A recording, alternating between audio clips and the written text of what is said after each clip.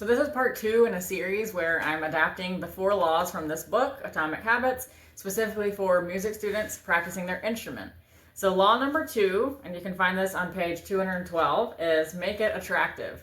That's how you can make your good habit seem like something that is good and desirable. So, for example, they say, join a culture where your desired habit is normal. So, for example, if you want to start running, you can join a running club. If you want to get good at gardening, join some kind of gardening group. And by being in those environments, you just kind of follow along that's what you're doing and that's what's normal.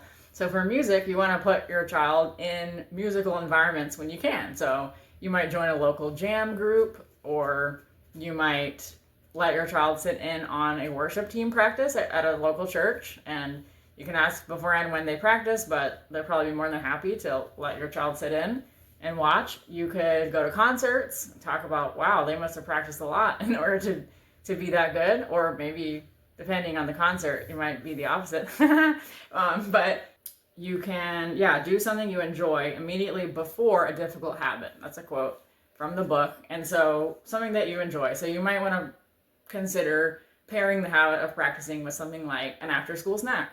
You come home from school, it's been a long day, you look forward to opening the pantry and getting some Doritos, or opening the fridge and getting some organic carrots and hummus, whatever your home does. But that snack is like a nice opportunity to unwind. You're like, I'm home. Maybe you want to pair that with practice. Say, okay, every day we're going to come in, we're going to get our after-school snacks, and then practice. And over time, this gets associated, like good positive moment.